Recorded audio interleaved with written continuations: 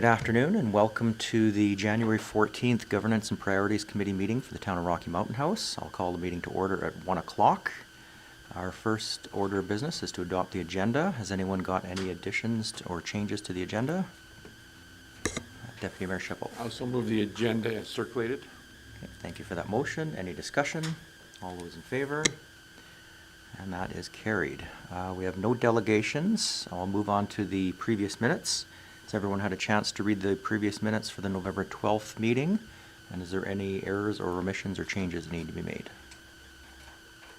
If not, again, just looking for a motion to accept those as presented. Councillor Capraro. Thank you. I'll make a motion to adopt the GPC committee meeting minutes of November 12, 2024. Thank you for that motion. Any discussion on that motion? Call it to a vote. All those in favor? That is carried. There's nothing under old business, new business. 7.1, the commercial organics. And Miss Button is racing to the seat.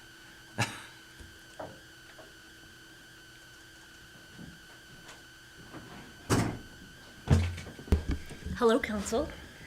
I am here. It's a bit of a collaborative effort between the Communications and the Engineering and Operations Department. So this is something that's been a long time coming. It's been in Council's strategic plan for a couple of years to explore a commercial organics program. Not to implement it, but to explore it. Administration has gone as far as we can, really, before we get some more clear direction from Council. So that's what we're here asking for, is that direction. Since 2019-18, as you all know, the town has not been involved in commercial waste whatsoever. So we are a little bit at a crossroads here. If we do go down this avenue as a municipal service provider for commercial organics waste, that puts us back in providing commercial waste services, which is something that we stepped back from 5+ years ago. So there is that consideration for you. Oh, I skipped right to the meat of it. I didn't even go over the background. There's a lot of background work that has been done on waste and waste reduction here in Rocky Mountain House, starting with the commercial, a waste audit in the summer of 2019, a subsequent waste audit, residential waste audit in 2023, which informed our 2024 campaign on food waste diversion, food waste reduction on the residential side of things, because that is the service we provide. So if, a commercial organics program is directly lifted from Council's waste reduction strategy. It's one of the recommendations that this would be a way to reduce that organics load that goes into the regional landfill, where I've got some info here about, because it breaks down anaerobically in the landfill and does not do all the beneficial things that organics does when it's taken from our homes in our green bin to Sticklin Farms out by Penhold. And I know a couple of you have actually visited Sticklin yourselves. So we do want to get it out of the landfill, obviously. We've done everything we can for the residential side of things, and if Council wants to proceed with encouraging the commercial sector for those things, you've got a few paths in front of you.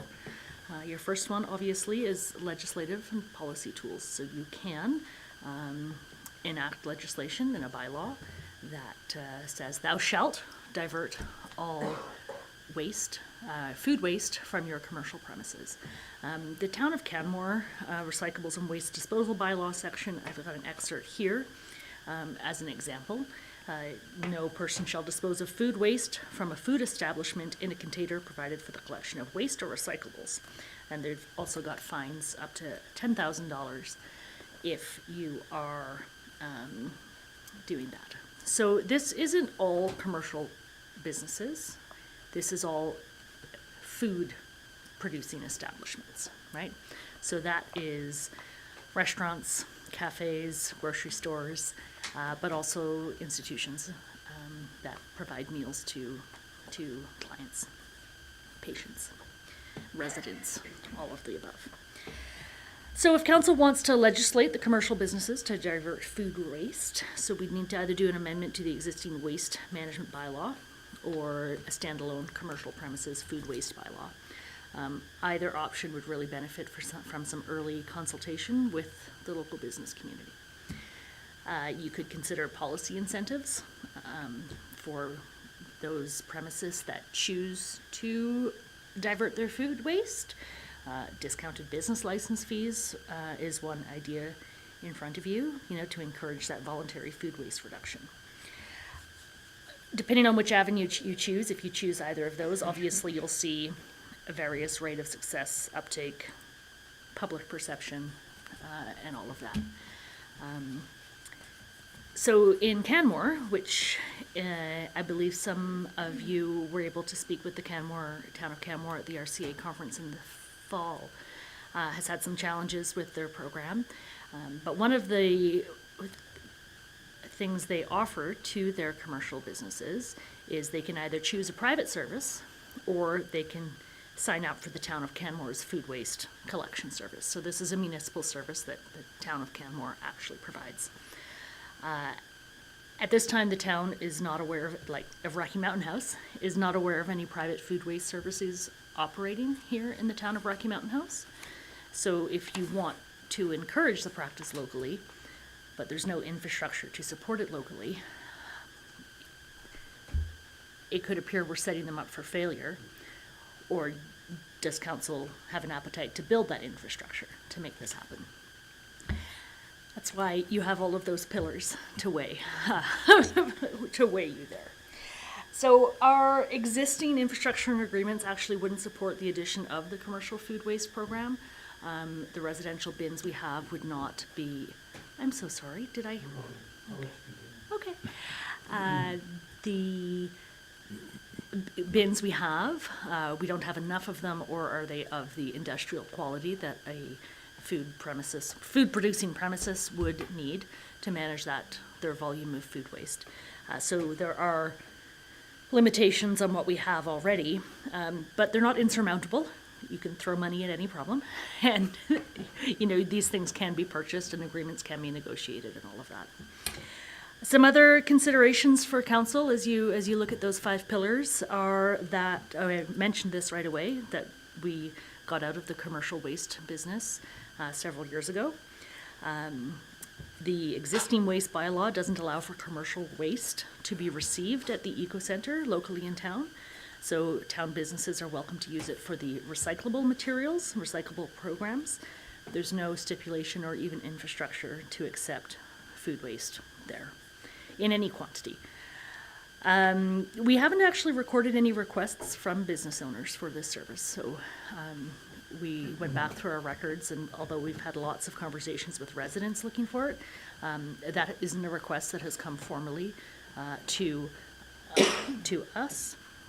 And also, there's nothing in existing town bylaws that would prevent a premises from diverting their food waste if they wanted to.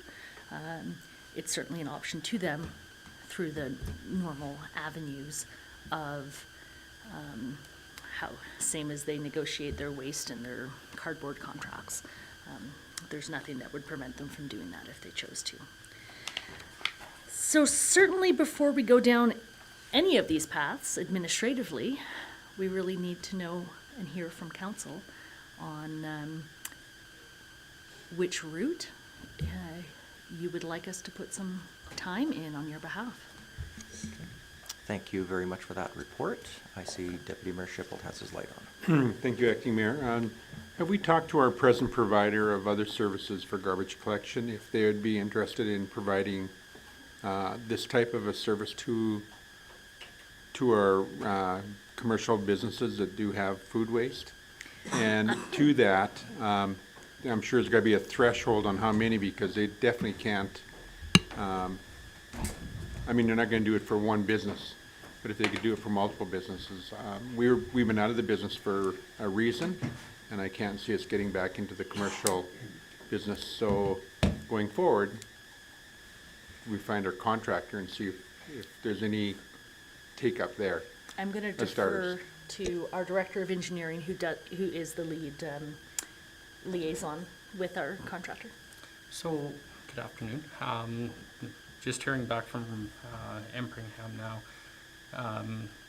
He doesn't like the program. They tried to get the program to go in Red Deer, and This is a commercial program. the commercial program, and it didn't work. He said we can do it out here. We really need to get the buy-in, and the restaurants and whatnot didn't want to pay the fees associated to it. He did suggest that if we were to go ahead with it, is to start with your mains, like the Tim Hortons, the bigger ones. So.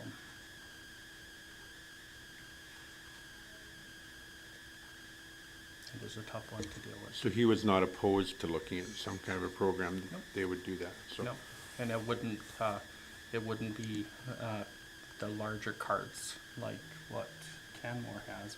He was suggesting the 64-gallon, so that almost the bigger recycling ones that we have now, that style. Did he give you any indication as to the cost it would cost a business to participate in, say, a 64-gallon container pickup once a week, or? He didn't know.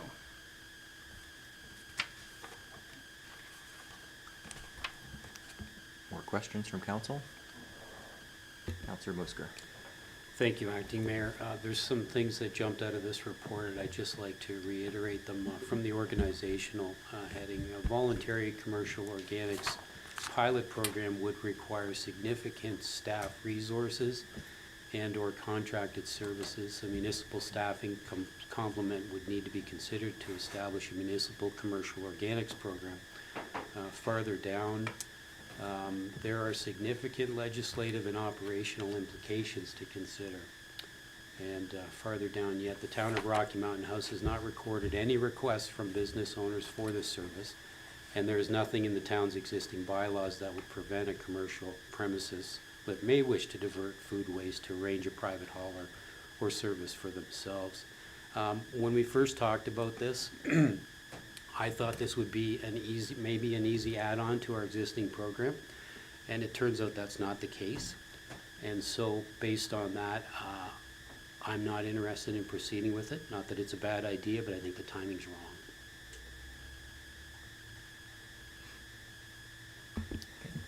Councillor Cabrero. I agree with Councillor Musker. I'm not sure that right now is the best time to look into putting this into existence. I would imagine if we were to create a bylaw and enforce businesses and whomever to take part, it would be on the town to provide the bins and everything that they would be using. And we have other big expenses coming up in this next year. And since we haven't had the request from the business owners, I agree. I think maybe it's not a bad idea, but maybe now just isn't the right time. Councillor Hutchinson. Thank you. I appreciate all the work that's gone into it. The original idea, as Councillor Musker said, it didn't seem like it would be too terribly difficult. I kind of had thought since we first brought forward this idea that everybody in general would have advanced farther into organics, not just in the town of Rocky Mountain House, but across province, across the country, because it does make sense. And I think until that time that let's get through the EPR transition first, possibly exploring down the road something that may work for commercial organics. But I don't know how we proceed right now with not having a provider that I shouldn't say is not willing, because our provider is willing, but there has to be results for them at the end, and there isn't anything at the end. We could do all the pickup, but there's still the questions of where is that organics going? How much can be put onto Stickland at this time.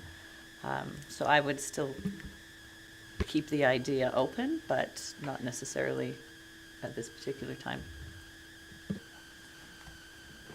Thank you. So I looked at this, and although I I like the idea of keeping the organics and getting it out of the landfill, because that will in turn lessen the amount of leachate that we take out of the landfill, because the organics is the wettest part of the items going into landfill. So I do see that side of the benefit. I also look at this, that it hasn't been easy for municipalities to implement this, and I think there's a reason for it.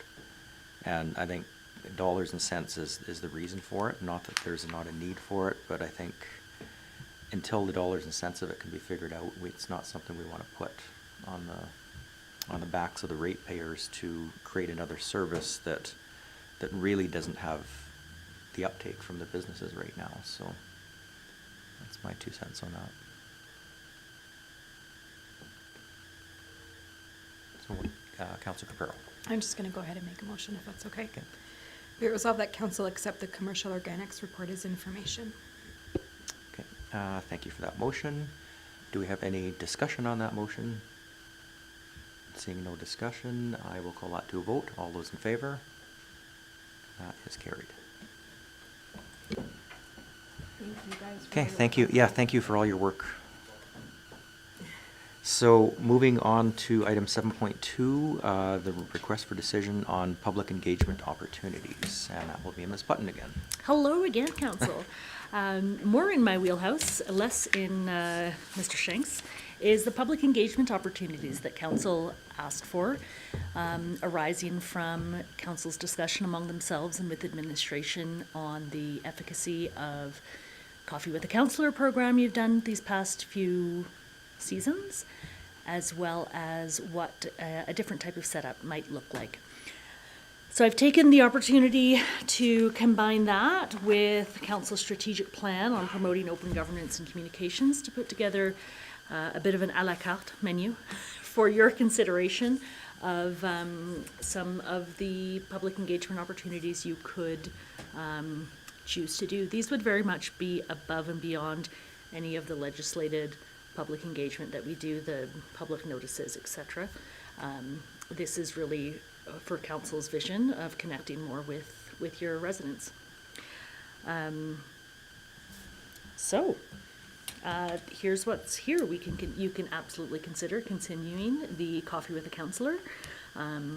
Some of the comments we've heard over the last year, shortening the window, the 3 hours was a bit much,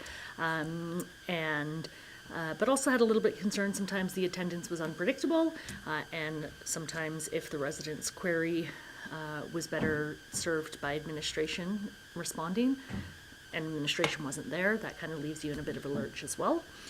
So these are all pillars for you to consider, pros and cons, because obviously having that connection face-to-face with residents is really important as well.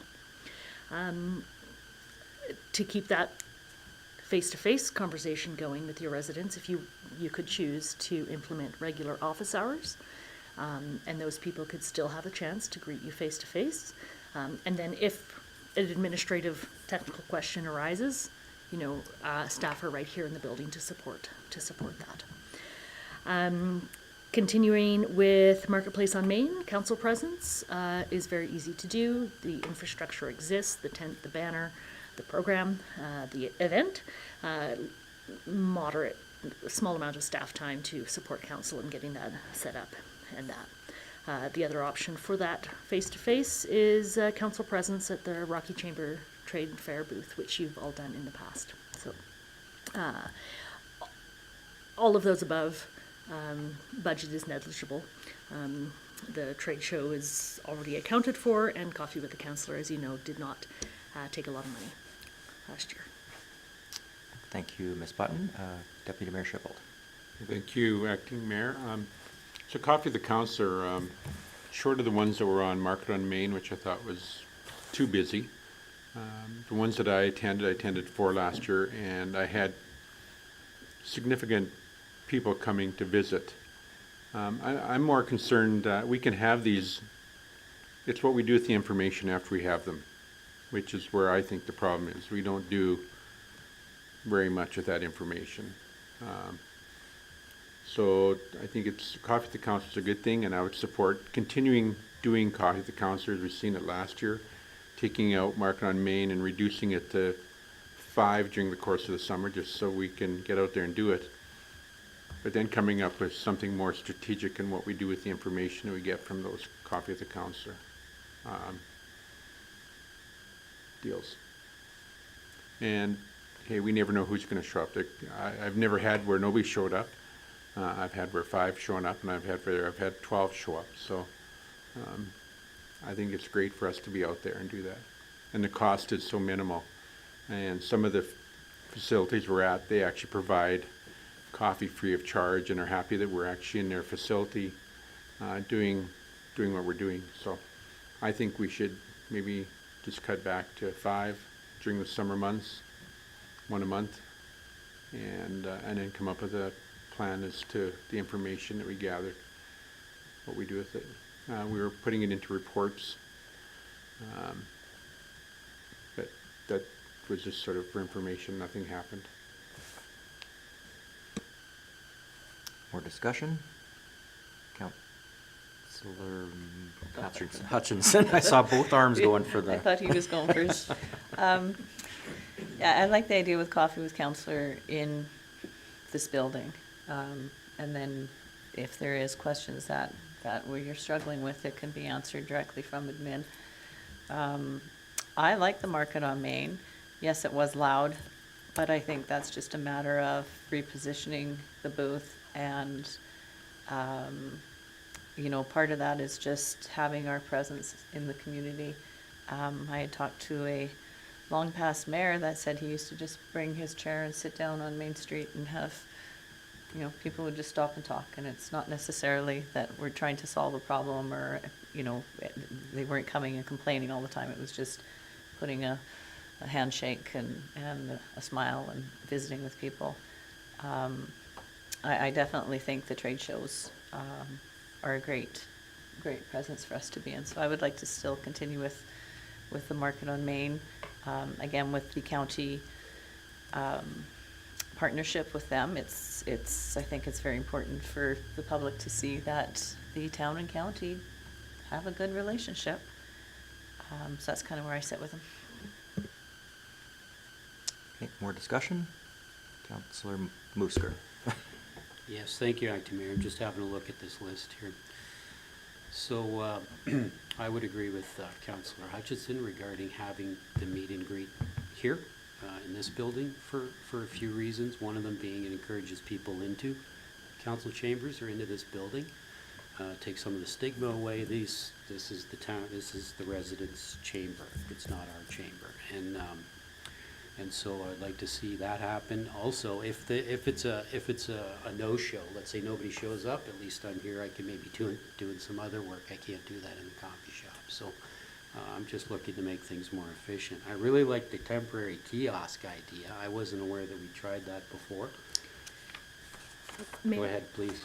So it wasn't it was the consultant we had hired to do that NDP work, the review.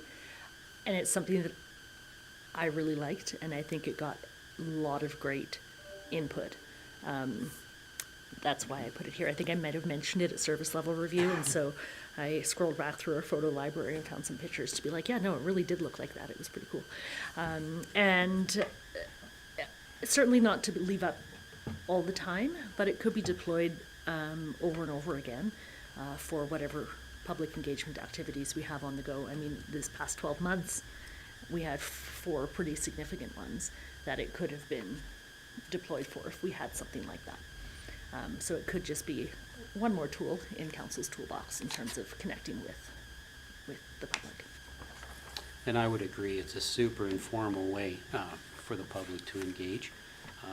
They're out on a walk if it's strategically located, like it was in this instance. What a great opportunity. You don't have to plan for it, it's just kind of there. The third one that I would like to see happen is the twice-a-year open house, strategically timed to budget and strategic review. So those are my three faves. So. Okay, I'll weigh in on this. So I obviously the trade show I think is worth its weight in gold. I think that's a great way to engage with our residents. I do like the kiosk idea because it's informal. It can be put anywhere. So I do like that aspect of it. I found Marketplace on Main, I felt that it wasn't maybe the right venue, just simply because it was so busy. There were so many people, it was so loud. It was very difficult to carry on a conversation because there was so much going on.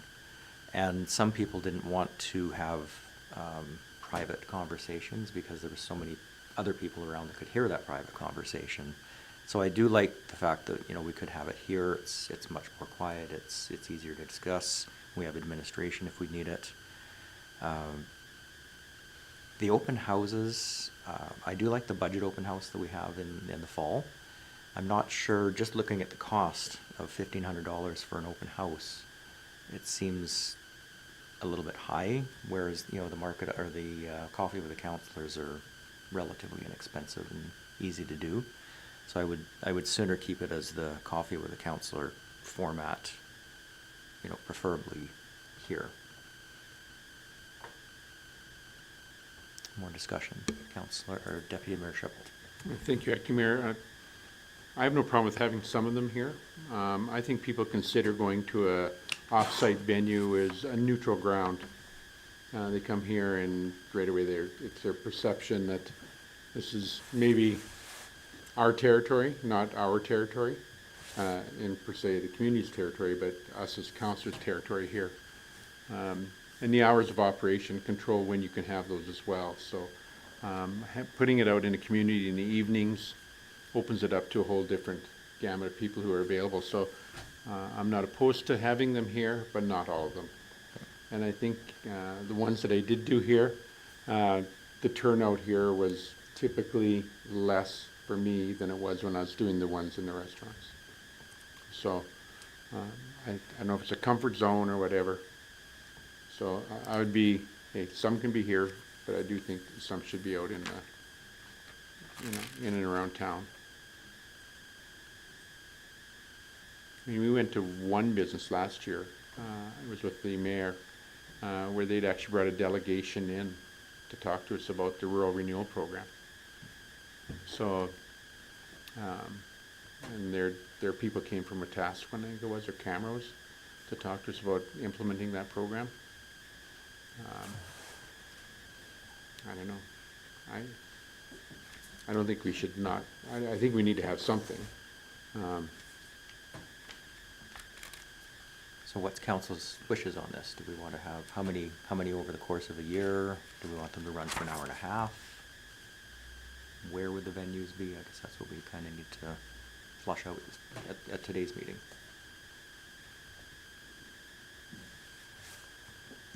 Councillor, sorry, did you have your light on? still? Yes, Okay, just to say throw out a Deputy Mayor. suggestion. Yep. So I'm going to suggest that we do five coffee of the councillors. 3 of those locations are around town. 2 are here at the town office, and that we do the trade show there, as well as we do one open house that would happen prior to budget time.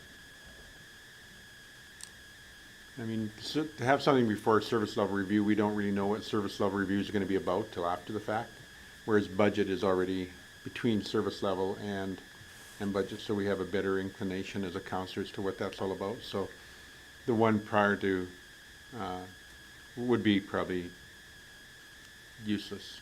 So that's my suggestion, that we do 5 coffee of the councillor during the summer. One of those could be Market on Main, of the ones that we do out of the town office, 2 in businesses. I wouldn't be opposed to that. And what time?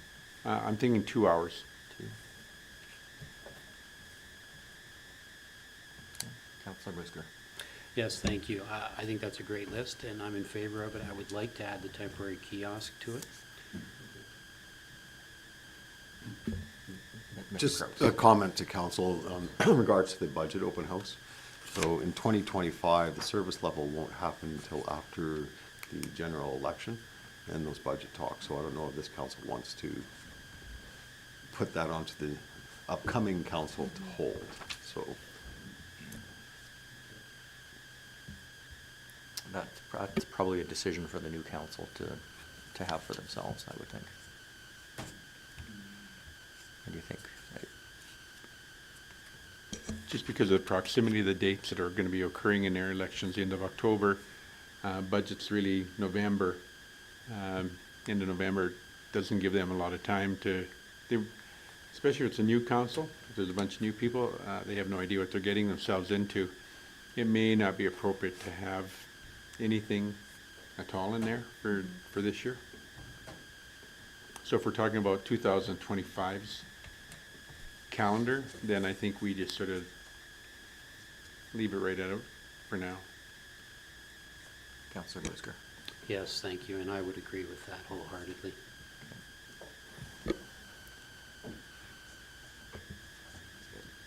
Councillor Hutchinson. Thank you. What kind of thoughts do you have on what's being displayed on the temporary kiosk? Or do you have any?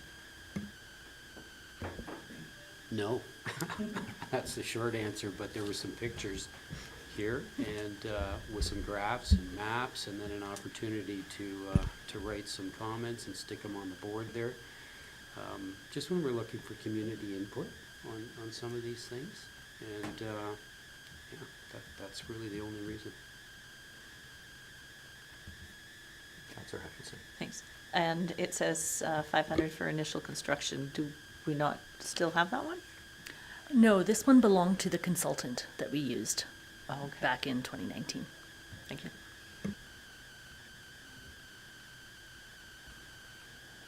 Deputy Mayor Schiffel. So knowing that we don't have one, there's a cost to doing it, and then there's a cost of installing it and information on it because it's specialized. I would think that we post information on our website now. We make we're sending out stuff on utility bills. Our communication system seems to be good other than for maybe snow removal. Anyhow, I think that it's a good idea and we keep it in our drawer of ideas, but I would think that we, for now, not initiate that part of the program.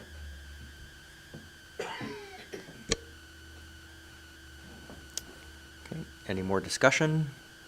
Is administration clear on what we're looking for now? Would you like that in motion form? So, I'd make that motion. so does this need to be a rise and report? Oh, No, this is just direction Just for direction, administration okay. to take, so, and,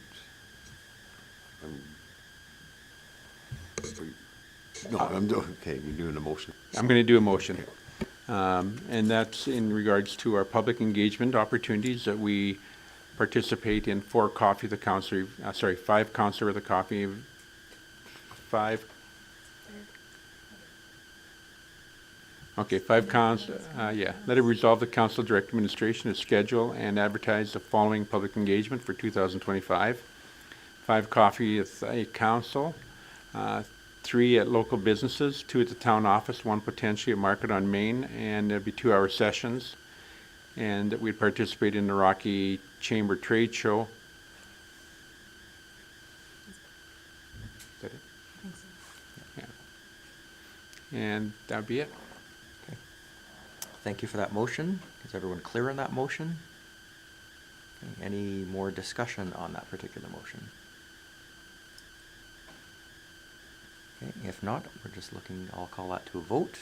Sorry, Deputy Mayor Schiffel, your light is still on. Did you have more discussion? No. Okay, then I will call that to a vote. All those in favor? And that is carried. Thank you, Council. Okay, moving on to item 7.3, the remuneration policy. And that's Mr. Kraus or Ms. Breeze?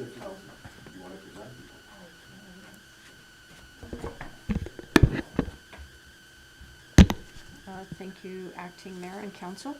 So basically, administration is planning on doing a thorough review of the remuneration policy, but we'd like council input. So in the past couple of years, we've noticed that there's been additional subcommittees that have been added, which is great, but they have not been budgeted for. And then there's a few other things that we've noticed, like extra events coming up.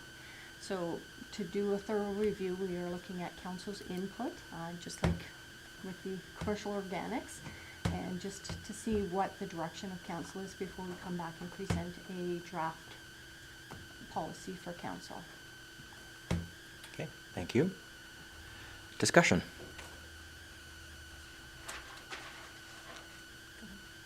Deputy Mayor Schipel. Thank you, Acting Mayor. I have several points that I've wrote in here, so let me start. Under the honorarium that we get now, under B, it talks, so we get, in our honorarium, it covers things like ceremonies, grand openings, parades, banquets, and social events. So social events, so when we have a social events committee now. That social events committee, what's it called? Community events, okay, community events committee. So in this case, would there be the items that, or the things they're putting on, would they be considered social events or not? And if they are, then they become part of the honorarium, or do they get paid for that? So I just have that, I bring that out as a question. I just look at, the wording has a conflict of what's happening in reality versus what's in the real agreement itself. Then with honorarium rates, okay, so we base ours on 1 to 4 hours, 4 hours on, and in all the examples you give us, the honorariums are paid, the first one is 1 to 2 hours, 2 to 4 hours, and then on. And so so they have rates specific to 2 hours, then that 2 to 4, and carrying on. So ours is a bit more aggressive in terms of what you get paid compared to the examples you give us. And so I just questioned if that would be something that we should be looking at, saying if we have a 2-hour meeting, do you get paid less? And then if you get a 4-hour, you get paid a little bit more. So I'm just wondering about that. Now in those cases, the examples you give us, the honorariums are, in 2 of them, a little bit more. Whether that's good or bad, I don't know. The other thing that we do here is, in the absence of the mayor or the deputy mayor, the outgoing deputy mayor takes over. So in our case, if Len's not here and I'm not here, we go forward, but according to our bylaw, we're supposed to go back. And so typically what happens is, this last time around, I was the upcoming deputy mayor and I came in to sign stuff, when in fact it should have been the person before that. So I think that we do that wrong here, just according to this policy. So that's under number 2, in the absence of the mayor, deputy mayor. Right there, it's the 3rd paragraph down. In the absence of the mayor and the outgoing deputy mayor. And what I think we've been using is the incoming deputy mayor. So I think just checks and balances there.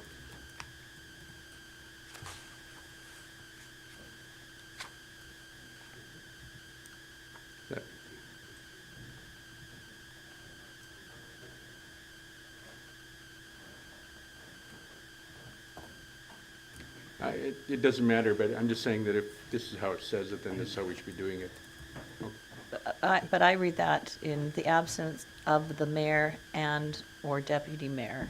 So if both are not available, then the past mayor, deputy mayor would sign the claims. That's how I'm reading it. That's how I'm reading it too, but that's not how we're doing it. We're going forward to the next person, the oncoming person. But this case is only if both are not available. Correct. Whereas we're doing it, well, we're not doing it. The deputy mayor is signing off on the mayor, the existing deputy mayor. So right now, what would happen if Len and I weren't here, you're the next deputy mayor, you'd be asked to sign stuff. No, the past, that's your point you're making. That's correct. Oh, okay, That's the way it is. okay. That's what we're doing, but Yeah. that's not what the And policy the policy says. says the other, Yeah. the other way. Yeah. So you just want some clarity on that? Correct.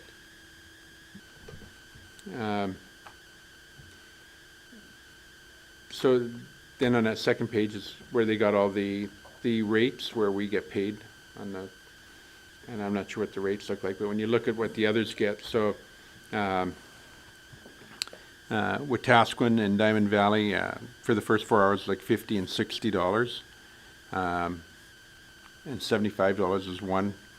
And then you have to look at them and write them down to see what the differences are, but there are differences there. And the 1 to 2 hours is definitely less than what we get paid right now. So, I don't know. I'm not sure if we want to touch it or look at it, but the 3 examples we have all got the 1 to 2 hours.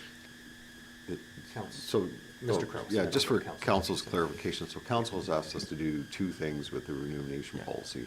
So one is to bring it back this, as today, to see if there's any clarification that is required on it, for Okay. council for, and then council's also asked us to look at the actual remuneration, and that was to hire a consultant to do a comparison and bring a report to council. So that's actually, the consultant's hired, and that report will come to council in the future. So I don't know if you want to talk dollar value right now, because that's going on with a consultant versus It's clarification. definitely not necessary. No, okay.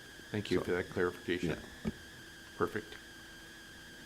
So then the other thing that if they're looking at it is, to Tracy's point, was about subcommittees of boards and how we pay them. So the consultant will address that? Or not? No, the consultant is only going to address the dollar value, but not what council should or should not get paid for. That's up to council here. I think really from an administrative point of view, we are actually looking for some clarification on this too. And, you know, to give you what has come our way, where we try to make a judgment call of what the policy says.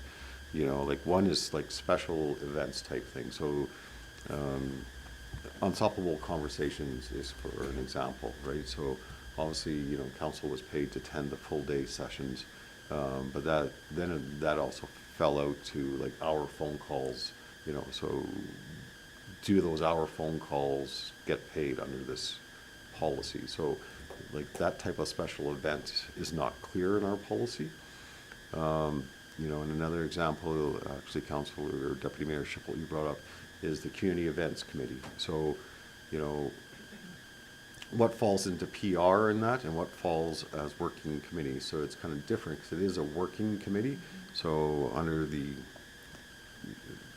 policy, when they have a committee meeting, that's a paid, so then, but when the event occurs, now is that because they're the counselor on the committee, do they get paid for the whole event, or is it PR?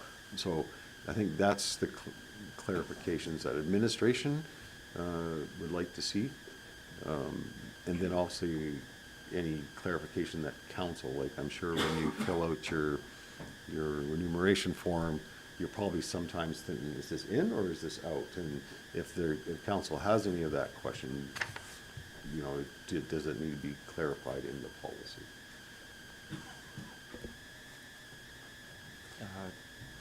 Councillor Musker. Yes, thank you, Acting Mayor. One of the things I'd like to see in our per diem policy is something less than, you know, up to 4 hours. And that would cover things like 1 hour webinars, things that you can attend from home, you don't even have to leave your house for. And if it's up to 90 minutes or 2 hours or whatever, online workshops, webinars, things like that, it seems excessive to get paid up to 4 hours for a 1 hour webinar. So if we could have a smaller, a shorter one at the bottom end to cover those sort of things, that of course wouldn't cover coming into council chambers for those webinars and workshops. But for the ones where you get to attend at home, convenience of your own home, I would like to see something that captures that in a smaller way. Councillor Hutchinson. I have to go back now. I was going to make a comment about the per diem and comparing it to other municipalities. I mean, you have to look at the whole picture because their honorariums are, in some cases, much, much higher than what we're getting for honorariums. So the per diem would balance out to what we're getting. One of the things with the per diem that I've struggled with since sitting on council is, for example, Rocky Senior Housing, where we do get paid by the HMB, but we get paid a much lower rate than what we would normally get paid on any other committee. The county does top up anybody who's on that particular board and makes it so that it's the same. I mean, my 4 hours at a senior housing meeting should be just as important as, you know, your 4 hours at a museum or whatever that one may look like. As for Community Events Committee, I think that's probably one of the hardest working committees that I'm on out of everything. And it is, a lot of it is physical work and not necessarily PR. We're hoping to maybe kind of shift that a little bit so that we're not constantly working during events, but it's something that we do work for our money. And webinars, I guess I would be looking at how are we defining webinars? Because I can attend 3 or 4 webinars a week, Zoom meetings on different things, because I choose to. Are you talking specific? Like, I agree with the idea of having something for an hourly rate or a little bit, maybe the 0 to 2 and then 2 to 4. But how would you define webinars? And the way the per diem is paid right now with 0 to 4, so some of us were in a meeting this morning, we'll say for an hour and a half, and say all of us in the room are now here for 3 hours. No, it has to be underneath that. Whatever, say 2 hours. All council's getting paid just for basically the afternoon meeting, like for the same. We're all getting paid for the same time frame. So if it was kind of divided a little bit more there between 0 to 2, I don't know how that looks, but if I spend 2 hours in a meeting in the morning and an hour and a half in the afternoon, and that other councillor is only there for the hour and a half, we're all getting paid the same, if that is clear. Deputy Mayor Shippold. Oh, thank you. So to your point, I think that everyone is independent of the other one. So I think you should get the honorarium for each of those 2 meetings in that example. I don't think we should be combining hours. What Wetaskiwin has on their timesheets is you actually put your start time and your end time of your meeting on your timesheet. And then the third column is total hours that you're billed for. So right now, our timesheets are pretty loosey-goosey, what we can put on there. So when I look at what others have, they have more information on them. So I would suggest maybe we should do the same on our timesheets. Our timesheets are online right now. Anybody can view our timesheets. So I think the big thing is how many hours you spend at doing what. And we have blanks on there. So if I have a meeting this morning and a meeting this afternoon, I put all my hours for both meetings under one meeting to get the appropriate thing, leaving one blank and not putting anything in there, whether it's being PR or whatever. And I often think that leaves room for what's going on here. So I think we should be able to bill for everything on that. So then moving down on my list, under expenses, the other ones all have that you can't claim alcohol on your expenses. We don't have that on ours. So I'm just wondering if we should add that line to it, that you can claim alcohol. Okay, not claim alcohol. Okay. Yeah, so currently that's under our expense policy, or council's expense Okay. policy, that alcohol is a prohibited expense. Okay. So the other examples we had here, they had it in there. So I was just wondering if we should I mean, I have can it. sit in both policies for clarification. I mean, there's Okay. no problem with that. Okay. Then under expenses, we can remove the council members should get $100 allowance for compensation for the use of their cell phones. That's got to go. That's just a cleaning up there. And then when it comes to online courses in classes, should there be a max, or should we tighten that up?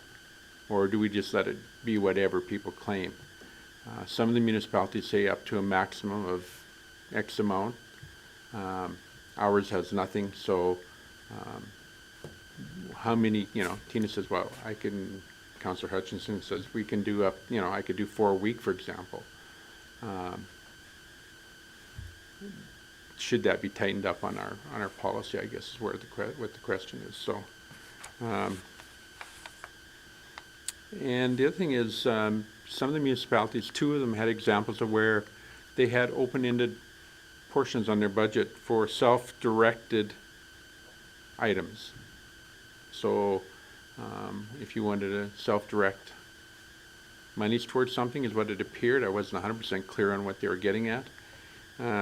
Hinton's has on there.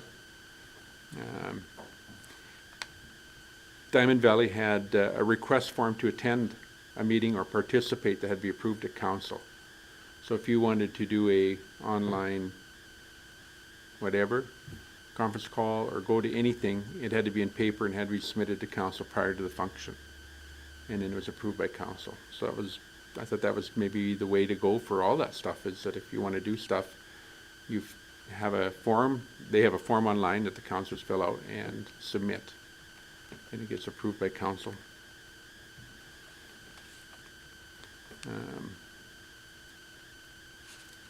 The other item on here, I brought this up previously, and that's spouses and how we pay our spouses. I don't have a spouse, so I don't have anything in the race on this one.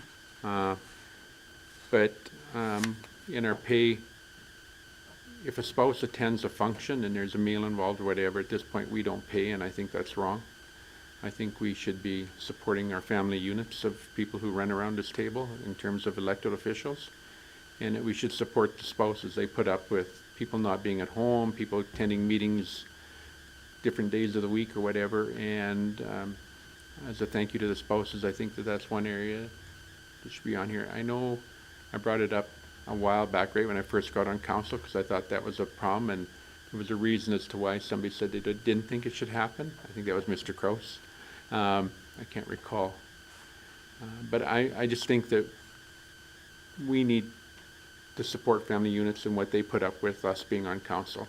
As I said, I don't have anything in the race here, but for the rest of you around the table who do, I think it's only fair that we acknowledge what they have to put up with and tolerate. So I think that's something that we should look at putting into our policy, is to, I mean, if you're going to something and the hotel room is already paid for and your mileage is already paid for, your vehicle costs or whatever, I mean, the only additional cost is likely a meal. So why not? Do you have more, or? Okay. I'll take a break. Councillor Hutchinson. Well, maybe I'm reading this wrong, but it does say if a spouse or guest is requested or expected to be in attendance, these expenses will also be compensated. Costs such as meal tickets, mileage will be considered, however, appropriate discretion will be used in all cases. So it does say it. Yes and no. If to a convention and you're not invited as a spouse, then that would be a no. You know, this is for invited things, so. Like a Chamber of Commerce event or something. Exactly, like that. Chamber of Commerce event, something like that. Yeah. Yes, Ms. Acting Breeze. Mayor, if I might, just for further clarification, Deputy Mayor Shippold, a lot of these honorariums include the council meetings. So just so council's aware of that, the majority of the municipalities that are comparable to ours include all the council meetings. So it's already embedded in that. So when you have 2 meetings a day, your council meeting's already covered, and then your other meetings would be charged separately. Okay, Councillor Capero. Thank you. I think something to keep in mind as well, when we have something like the Community Events Committee, when it is a working committee, I mean, the day that we host the events, we're still working. So in my mind, it is all encompassing, and it is a committee, and so it is something that we should be paid for. The thing that I have a hard time with, I guess, a little bit, is something like the Unstoppable Conversation. It wasn't directed at council. That initiative was directed at the public and businesses, and getting their response and their feedback and their input. If a councillor chooses to attend, even though it's not expected, that's where I'm kind of like, well, maybe you shouldn't get paid. And all these like 1 hour, follow-up phone calls and stuff, that has nothing to do with council. That is community driven, and so to me, that is something that is different than something that's part of a committee. So just something to think about, I guess, in that regard as well. I'm gonna chime in on this. So I do agree with Ms. Breeze when it comes to the council and GPC meetings added into the honorarium. I think that would be simplistic, because we have the meetings anyhow, and we're claiming for them, so just add it into the honorarium, and then it's simple. And then if there is other meetings that day, that goes to the per diem. That would solve the problem that Councillor Hutchinson was alluding to. As far as subcommittees go, you know, when I can think of one with CAPE. I'm on the CAPE board, and I also sit on the subcommittee of CAPE for the Transportation and Logistics Committee. That is a very important committee to sit on, because we're discussing the transportation corridor, formerly known as the House Pass. So to me, if we are able to sit on subcommittees of the committees we're on, I believe that's important, because that gets, first of all, the Rocky Mountain House, we get our voice in that subcommittee. And I do think that that is something that should be remunerated for. When it comes to things like the Unstoppable, yes, the initial 2-day session, and I know there's a final wrap-up day-long session that's coming up. Those 2 sessions should be remunerated for, but the phone calls of every hour for 8 weeks should not be remunerated for. That should be part of our honorarium. But the in-person sessions that we attend, I believe that should be. As far as webinars go, that's a good question. Like, I'm not sure how we would differentiate those, because there are webinars, and then there's meetings you have on Zoom, which are different than a webinar, because they're an actual meeting. It's just you're not, you know, formal meeting setting like this. They're Zoom meetings. They still require the same amount of preparation work and reading of agendas, and they're a lot more involved than a webinar. So should there be a difference between a webinar and a meeting, even though it's in a Zoom form? Because they are two completely different beasts. Councillor Hutchinson won that draw, so we'll go to Councillor Hutchinson first. I think with the webinars, or Zoom versus Zoom meetings, I read in somebody else's policy about how is it relevant to your council. You know, I've been on the circular materials Zoom meetings for EPR since it started, and I'm doing that for my own benefit. You know, I know there's staff that sits on those meetings as well. I have the opportunity to comment and speak and talk if I chose to. But to me, that's not, you know, relevant to us as council. It's an add-on, extra for me to do. I think the difference being webinars, typically you are muted right from get-go. You don't have the opportunity to speak, and there's tons of webinars out there. I wanted to just kind of say, when talking about council meetings included in the honorarium, I get what you're saying, how that could solve the problem, but not necessarily, because like I said, I could be at a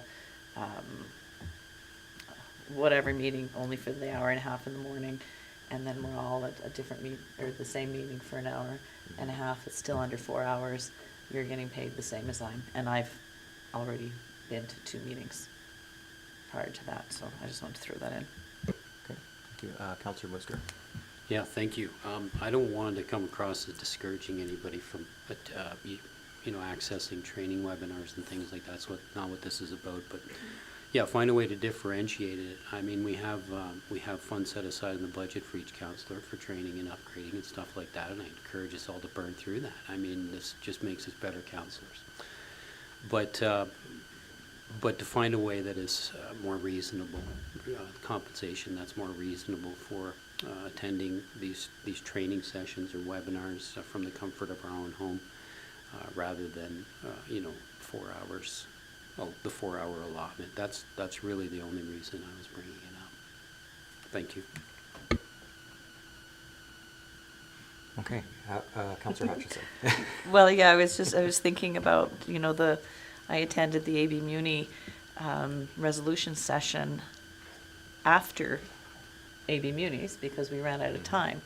And yes, we get paid to be at the conference, but yet I spent an hour and a half voting on resolutions online, but don't get paid for it. I didn't expect to be paid for it, but I know where you're going with that. What should be considered and not considered. So have we given administration enough direction to be able to bring anything back to us yet? So Acting Mayor, I think our next step, if you look at Diamond Valley's Appendix B, eligibility guidelines, I think what administration will do is draft out those items they have in theirs and add what council has suggested today, bring it back to GPC, and then we can actually go down the list and Okay. and we can just check, yes, yes, no. Okay. And then from that, we can formulate the policy, if that Okay. works for council. I think that's a very good idea. Yeah. But we had a good conversation. Oh, and we did. Yep, we have a good conversation, and I know Tracy was over there capturing what we were saying. So, yeah, so that's good. So we have a direction. Any more discussion, or someone prepared to make a motion?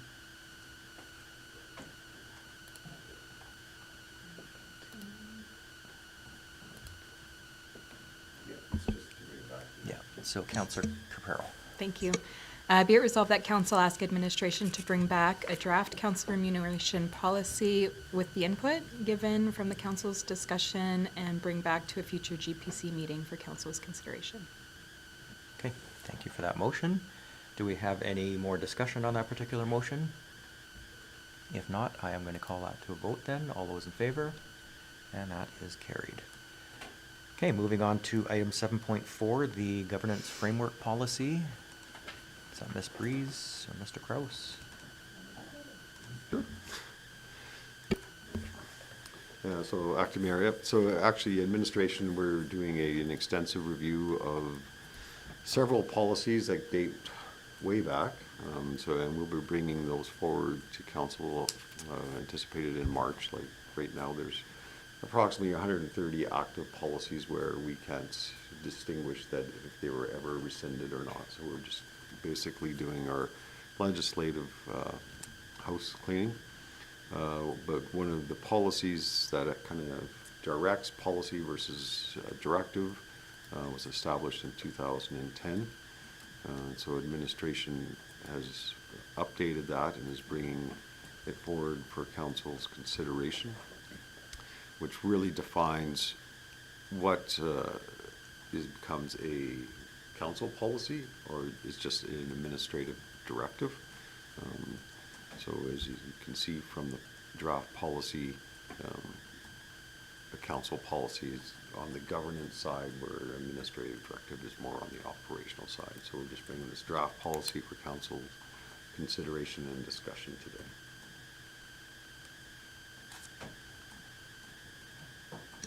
Okay.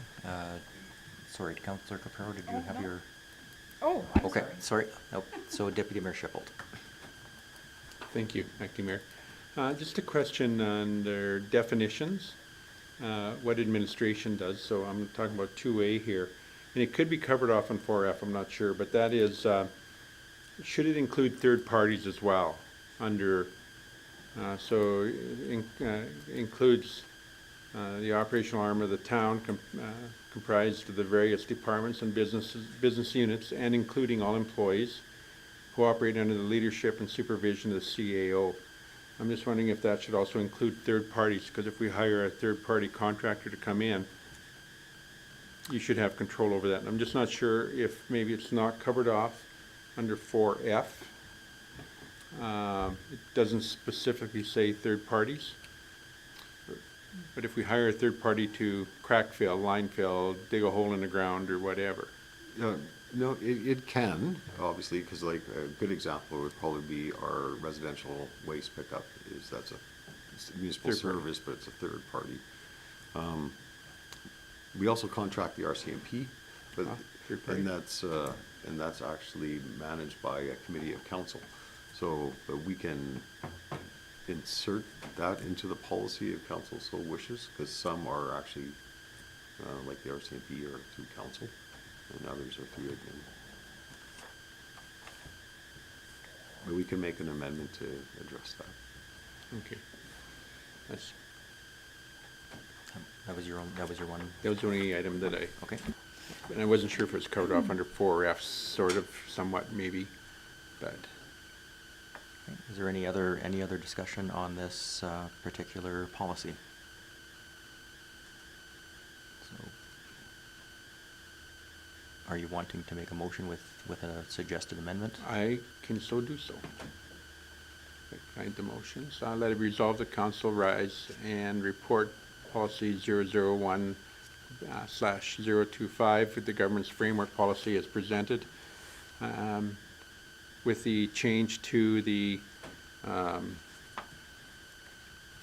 definition, with the addition of third parties in some resolution or some capacity, and to rescind policy 005 from 2010, the policy framework guidelines, to the January 21st, 2025 regular council meeting with the definition of administration to include third-party contractors. Does that make sense? Okay, thank you for that motion. Is everyone clear on that motion? Do we have any more discussion on that motion? Seeing none, we'll call out to a vote. All those in favor? And that is carried. Thank you. Item 7.5, Councillor Moosker's notice of motion for data centers.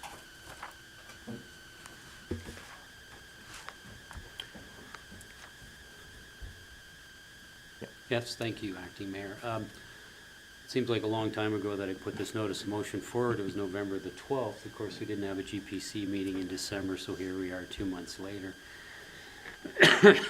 Prior to that November the 12th meeting, there were many announcements of data center proposals, including a $750 million center in Rocky View County and a $4 billion center in Foothills County east of High River. Since that time, a $70 billion data center complex in the municipal district of Greenview in northwestern Alberta was announced.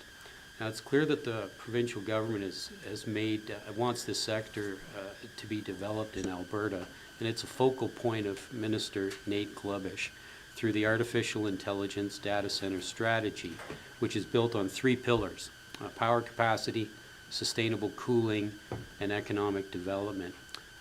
From my perspective, Rocky Mountain House checks all 3 boxes, and I would like to see our administration move forward with this motion and bring back a report at the next GPC meeting, February the 12th, 2025.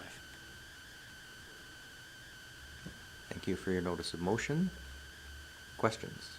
Comments? First comment I have, first comment I have is, it's February. Is that a realistic time frame, Mr. Kraus, or is that? Thank you, Acting Mayor. Yeah, I think we could bring back a report for February 12th. I mean, it wouldn't be like a business case for it. I mean, that takes a lot more, but we could bring some raw data back for council to consider whether to proceed, like doing an actual business case that could be submitted to such firms that do it. Okay, thank you. And so Councillor Hutchinson. Thank you. I'm not opposed to investigating this. I just struggle a little bit thinking, I mean, you say Rocky Mountain House area. Is this something that would be more suited to bring to an ICC meeting for a joint project of some sort with the county? I mean, the county is where it would likely go. I mean, we don't per se have the land in town to be able to have a data center located in town. So that's kind of my thoughts, my question.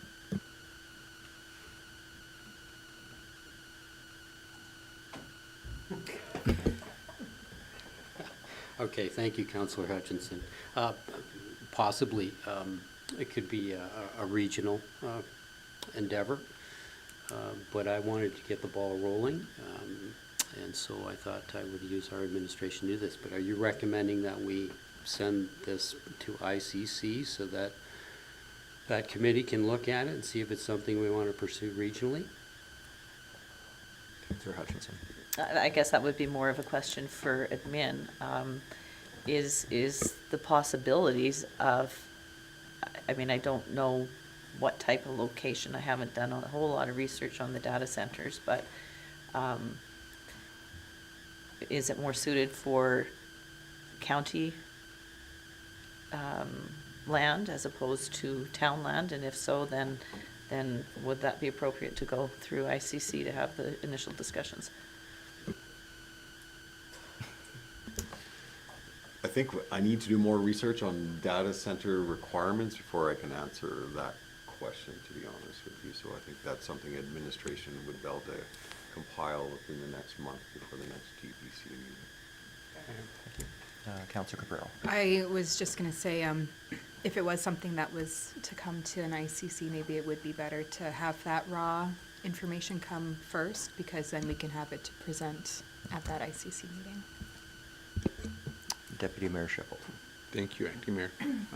I think we should bring it back to council and have administration look at it first before we go to ICC. We do have land available in our community, and we do need tax base in our community, so I think the number one priority should be our community. And then number two, we look at it through ICC if that then is the alternative, but I think we should never downplay anything and say we don't have room for it, especially when it's going to be a significant, if we could get it, a significant contribution to our tax base. Thank you.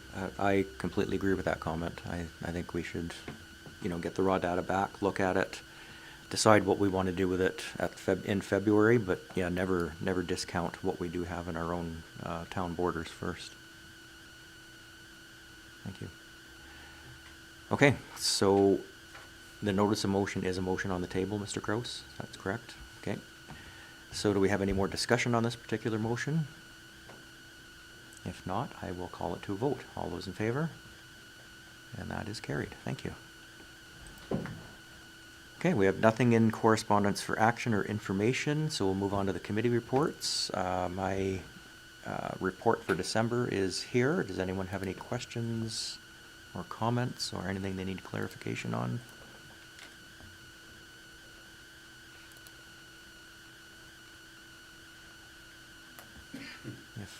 If not, I'm just looking for a motion. Deputy Mayor Shippold. Sorry, I also move your submitted report. Okay, thank you for that motion. Any discussion? All those in favor? That is carried. So moving on to the council activity committee reports. Councillor Auld is unfortunately under the weather today, so we won't have his report. Councillor Caprero. Nothing major to point out. Just wanted to make mention that the Community Events Committee, we do have something coming up on Family Day, so we've been working on that and looking forward to it. So unless someone's got questions, everything's right there. Thank you for that report. Councillor Hutchinson. Thank you. This seems so long ago. One of the things I wanted to highlight was our Christmas luncheon at the lodge, and the program, or what the staff presented to the residents was the book called, it was something like All About Me, where they, write down their stories, like, what was the first car they drove, when was your first kiss, whatever, those kind of things. That it generated a lot of conversation just at our table alone once they first got it. But what was really neat was how they partnered up with high school students, so that students, they wrote down a time to meet with them, and the students were there to transcribe for the seniors. And we have one that speaks English and French, and they paired her up with one of the French students, or kids in French class, to translate and do everything in French. So it was just a really, kind of makes you think back, and for all of us, have we really told our kids all of our stories and whatnot? So it was kind of a neat thing to do. Like Councillor Caprero said, we're already starting to plan ahead for community events. We'll be doing Family Day, Canada Day, and for our Alberta Day, we'll be combining or doing something with a cultural event combined in there. We haven't got all those details narrowed yet, but we are already working in progress. There was, no, I guess it's coming up for the next meeting at Rocky Learning Council. I'll do that one next month. Thank you for your report. Councillor Musker. Thank you. I have nothing to add to my report. Okay, thank you. Deputy Mayor Shepard. Thank you. So my report is there. If anybody has any questions, feel free to ask them. But attached to my report is the letter that the Mayor of Red Deer and the Mayor of Olds have put together for sending off to the Honorable Mark Miller. And this has to do with how they're treating Red Deer College or Red Deer RDP and the Olds College, and taking away the ability to, they lose their credibility in terms of giving university degrees that are seen throughout the world as a university degree. And so they've drafted this letter and they've asked us that the Mayor of Red Deer said if we can send an electronic signature that they can do it at their end. I would recommend that we approve signing this letter and sending in an electric autograph to the Mayor of Red Deer to have this looked after. The letter goes on to explain the basics of what is happening with rural colleges and institutions like RDP. So it's unfortunate, but it does have a bit of an impact on our high school and our RDP wing here. That wing is somewhat shared with Olds College as well. So yeah, it's not a good impact. Mm-hmm. Yeah, I completely agree with you that we want to, we should be in support of this. Two reasons. One, it makes complete sense that if someone's taking a nursing degree or something like that in RDP, that they get the same recognition as if going to the University of Alberta. Correct. Or Calgary. Second of all, we want to be good municipal partners with our neighbors, and I think we definitely should support our neighbors in this. Mhm. So do we need a motion for that particular, Mr. Kraus? So if you'd allow me, Yeah. Acting Mayor, I'd make the motion that we contact the Mayor of Red Deer and send in an electric autograph to him for this letter. Or whatever he needs or his staff needs to make that happen, so. Okay, thank you for that motion. Do we have a discussion on that motion? Call that to a vote. All those in favor? And that is carried. And then there's my report that I've sent in as well. Beside that, the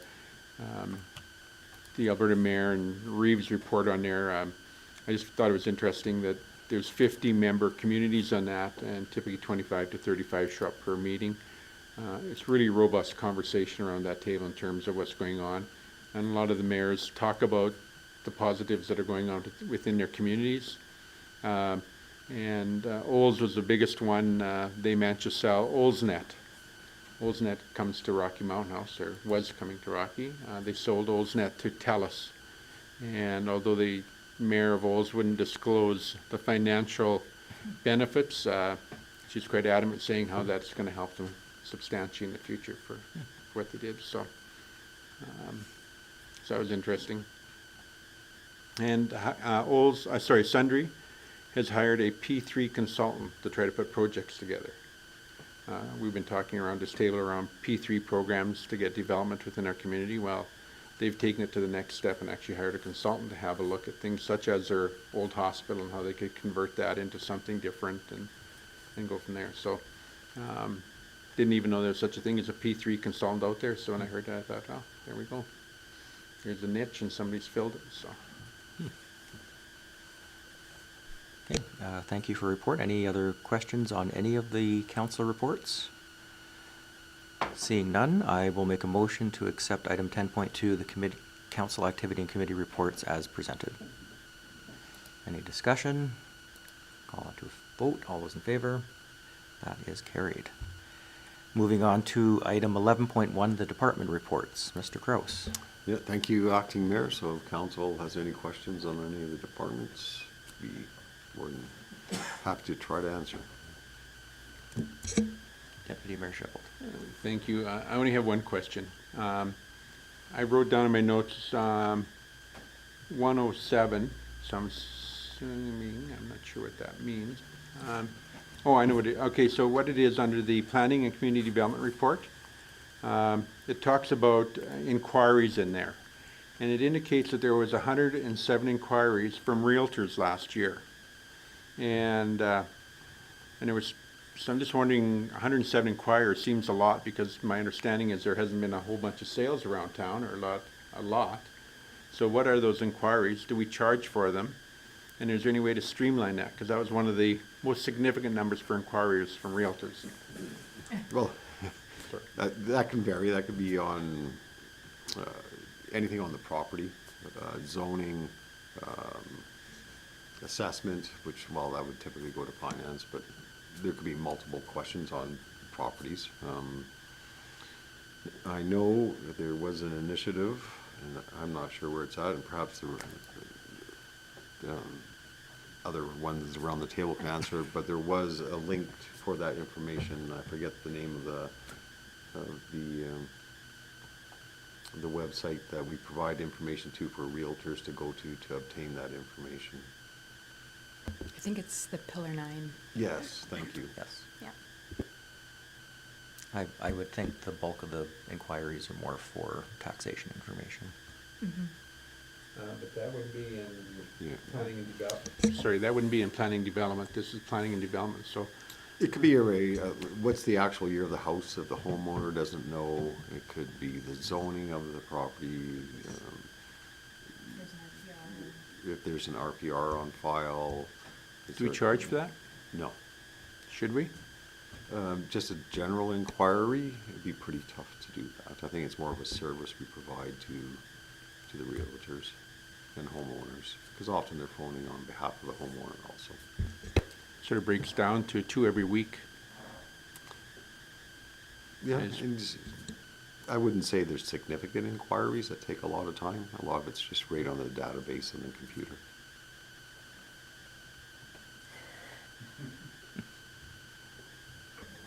Councillor Hutchinson. Not a question, just the amount of work that has gone into the Rural Renewal Stream program in all departments. A big thank you, because I know we've had a number of questions directed at council, and we're so lucky that we can just direct them right back to staff. But a big thank you for all the work that was done for that program. Thank you for the compliments to staff. I'm just hoping more businesses actually sign on and we can post on our website, because I think right now we only have 2 businesses that have opted into the program, so. But hopefully that gets out there. We've only been launched officially for about a week. So hopefully more businesses, as word gets out, go into the program to make it successful. Okay, any more comments, concerns, questions on the department reports? Councillor Caprero. I'll make a motion. I'll make a motion to accept 11.1 department reports as information. Thank you for that motion. Any questions, discussion on that motion? If not, I'll call that to a vote. All those in favor? That is carried. Moving on to the action list, item 12.1, Mr. Kraus, just a couple of items on there. Yeah, no, thank you, Acting Mayor. So the first one, the draft community standards bylaw is scheduled to come on February GPC meeting.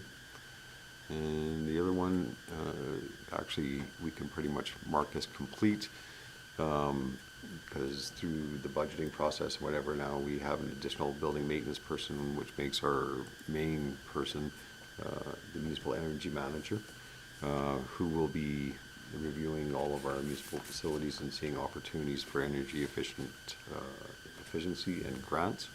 And to add to that, we also got a grant to cover up to $80,000 of his salary for that program. So that's provides some relief in the 2025 budget. So. Thank you. Any questions for Mr. Kraus? on the action report or action list? If not, just looking for a motion to accept the action list as information. Counselor Hutchinson. Thank you. I'll make the motion that we approve the action list of January 14th, 2025 as information. Thank you for that motion. Discussion? Seeing none, I will call that to a vote. All those in favor? And that is carried. We have any notices of motion today?